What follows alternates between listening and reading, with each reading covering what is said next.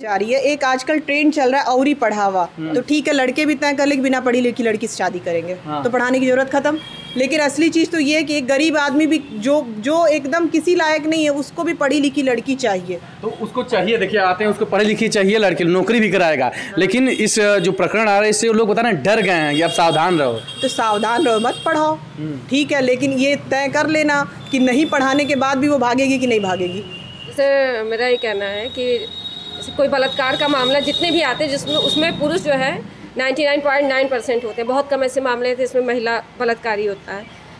तब ये समाज कहता है कि अरे सभी आदमी ऐसे नहीं होते, पुरुष कहते हैं ऐसे सभी आदमी नहीं होते।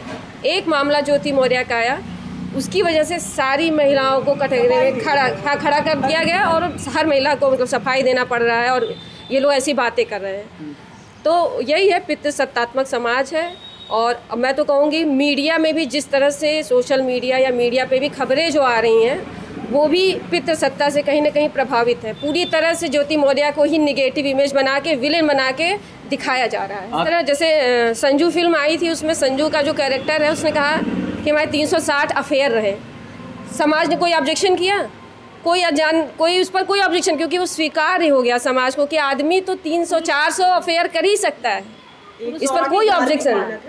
108 तो धार्मिक मानक है। हाँ, तो पुरुष के लिए हर चीज़ स्वीकार है। अगर एक महिला का ऐसा केस आ गया तो उसको इतना ज़्यादा हाईलाइट करके और महिलाओं की एक निगेटिव इमेज जो है प्रसारित की जा रही है। प्रकरण अब ज़्यादा हो रहा है, लेकिन मुझे लगता है कि जो हमारा कानून था, क्या उसको इस बात का अंदेशा था क्या कि जो कानून में उसने कुछ चीज़ें महिलाओं के पक्ष में ये कर रखी थी, डाइवोर्स फाइल कर सकती हैं वो, तो इसका मतलब तो ये था ना कि कानून हमें ये पहले से कह रहा था कि आप जिसके साथ चाहो उसके साथ रहो, जिसके साथ नहीं चाहो उसके साथ नहीं रहो। अब तक यानी कि मामला ये था कि समाज बहुत असुरक्षित है, वो डर चुका है, उसको ये डर लगने लगा है कि महिलाएं अब पढ़ लिख करके अपने निर्णय खुद ले रही हैं। और उस निर्णय में ऐसा भी हो सकता है कि जिस बंधन को हम थोप देते थे उनके ऊपर और वो उसको आजीवन माला पहन करके जीती रहती थी, वो उससे मुक्त भी होना चाह रही हैं। तो ये समाज को अब सोचना होगा कि बराबरी की बातें सिर्फ किताबों तक नहीं, हमें समाज में महसूस कराना होगा।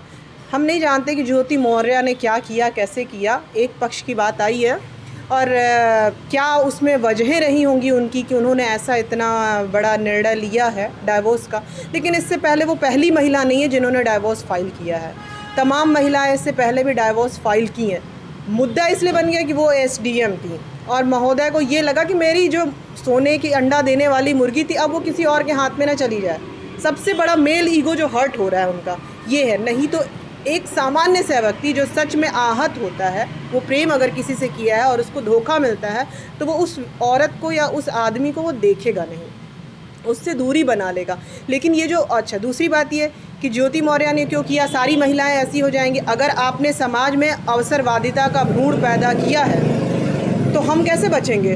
हम आप ही के राह पे आगे चल रहे हैं, आप आगे बढ़े हैं उस रास्ते पे, आप आगे चले हैं। अवसरवादी कई जगहों पे आपने अपना व्यक्तित्व दिखाया है, हम बस उसके पीछे पीछे अनुगामी बन के चल रहे हैं। अगर ये उदाहरण ही नहीं होता, अगर हमारे पास सच में रिश्तों में प्रेम होता तो वो ना किसी पद का मोहताज होता ना किसी प्रतिष्ठा। इसका मतलब है कि रिश्तों में प्रेम नहीं है, ये शादियां सड़ रही हैं और जब जिसको मौका मिल रहा है वो उससे निकलने की कोशिश कर रहा है। आज का पूरा खोखलापन उजागर कर रही है, ये बता रही है कि समाज एक ऐसे अविश्वास पर टिका है जो किसी के निर्णय से तुरंत टूट सकता है। हमें अगर सच में लोकतंत्र की स्थापना करनी है, अगर सपोज़ हम दोनों एक दूसरे को समझ रहे हैं तो ये इतनी बड़ी मुद्दे नहीं होते। विदेशों में ऐसा होता है, डाइवोर्स एक बहुत नॉर्मल सी प्रक्रिया है, नहीं रहना है नहीं रहना है।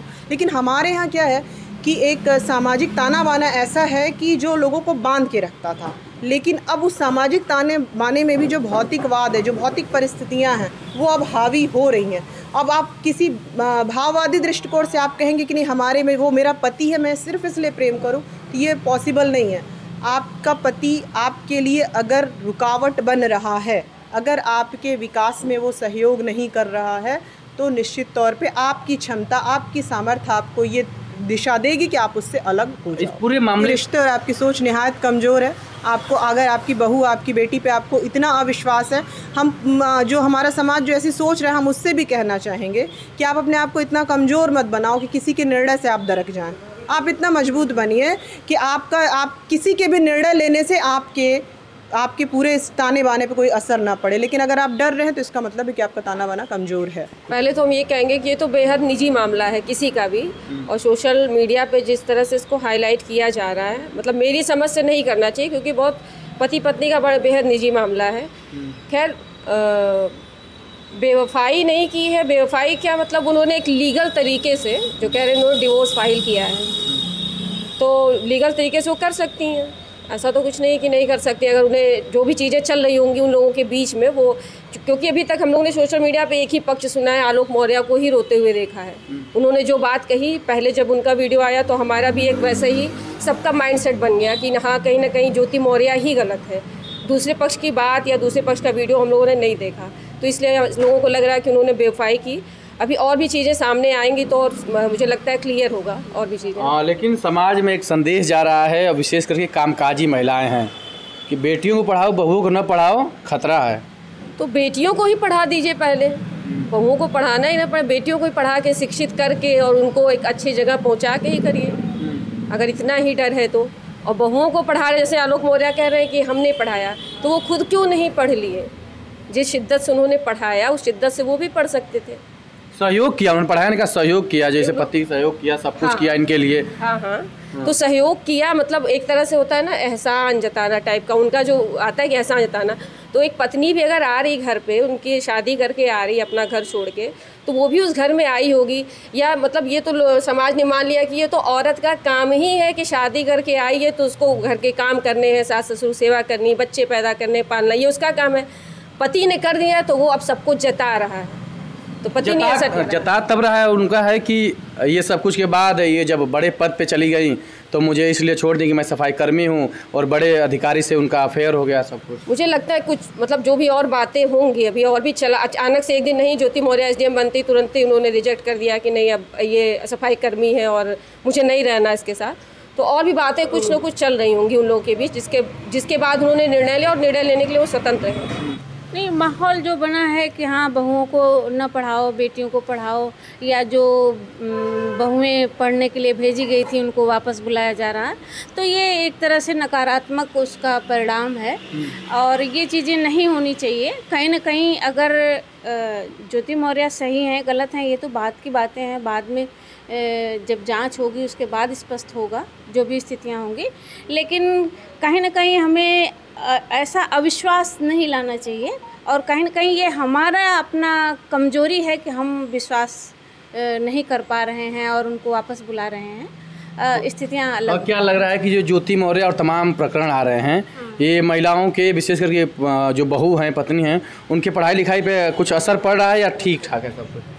नहीं, जिसे मुझे लगता है कि हमारी बेटियां जो है अब इतनी स्ट्रांग हो गई हैं, जिसको पढ़ना है वो पढ़ेगा और पढ़ करके अपने आप को साबित करेगा, और करना चाहिए इन चीज़ों से। बेटियों को नहीं, समाज इतना वो नहीं है, जब तक सहयोग नहीं करेगा आप नहीं आगे बढ़ पाएंगे।